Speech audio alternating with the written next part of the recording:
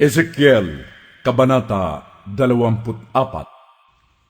Nang ikasampung araw, nang ikasampung buwan, nang ikasiyam na taon ng aming pagkabihag, sinabi sa akin ni Yahweh, Ezekiel, anak ng tao, isulat mo ang araw na ito, sapagkat ngayon ay pasisimulan ng hari ng Babylonia ang pagkubkob sa Jerusalem.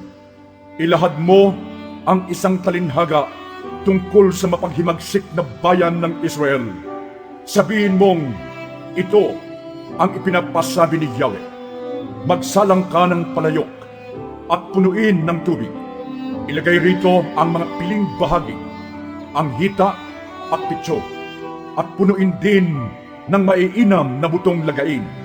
Kunin ang karneng ito sa piling tupa, isalang at gatungan. Pakuluan ng pakuluan ang mga laman at butong ito. Ito ang ipinapasabi ni Yahweh. Kawawa ka, lunsod na mamamatay tao, kalderong puno ng kalawang na hindi na matatanggal. Pira-piraso mo itong hanguin lahat. Sariwa pa ang dugong kanyang pinadanak sa lunsod. Ito'y sa bato pinatulog at di sa tuyong lupa upang matabunan sana ng alikabok. Iniwan ko ang dugo sa ibabaw ng malaking bato upang hindi maitago. Sa gayon, madali akong makapaghihiganti.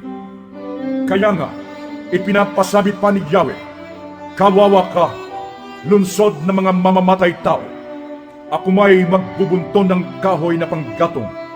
Dagdagan ninyo ito ng kahoy at sindihan upang pakuluang mabuti ang lahat ng laman hanggang matuyo ang sabaw at masunog pati mga buto. Pagkatapos, ang kaldero ay papatong ko sa maraming baga hanggang sa pagbaga rin ito. Sa gayon, malulusaw ang dumi nito kung masusunog ang kalawang. Gayunman, ang lahat ng kalawang ay di rin maaalis ng apoy. Ang kalawang mo ay ang iyong kahalayan, Jerusalem. Nililinis kita, ngunit ayaw mo. Kaya hindi ka na lilinis hanggang hindi ko na ibubuhos sa iyo ang aking matinding galit.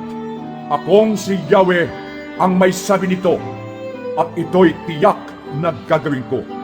Hindi ko ito iuurong. Wala akong paliligtasin. Hindi ko kayo panghihinayangan. Paparusahan ko kayo ayon sa inyong masamang gawa. Sinabi sa akin ni Yahweh, Ezekiel, anak ng tao, sa isang iglap ay kukunin ko ang taong pinakamamahal mo. Ngunit, huwag mong itatangis ni iluluha. Maaari mong daanin sa buntong hininga. Ngunit, tibayan mo ang iyong loob. Manahimik ka at huwag iparirinig ang iyong pagtangis. Huwag kang lalakad ng walang sapin sa paa at lambong sa ulo, na tanda ng pagluluksa. Huwag mong tatakpan ang iyong mukha, ni kakain ng pagkain ng mga upahang tagaiyak.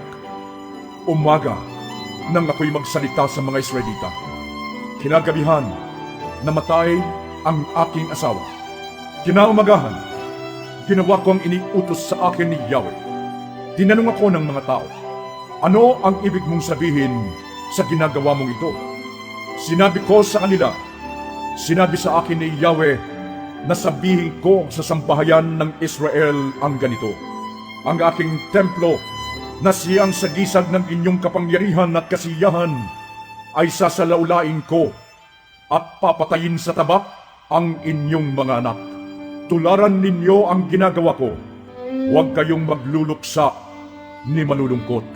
Mag-ayos kayong tulad ng dati, nakaturbante at panyapak.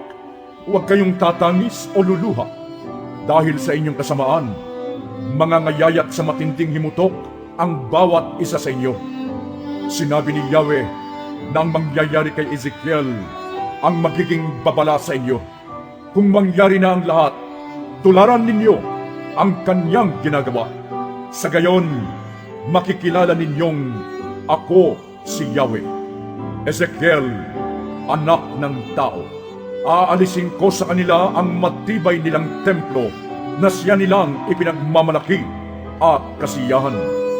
Gayon din ang kanilang mga anak.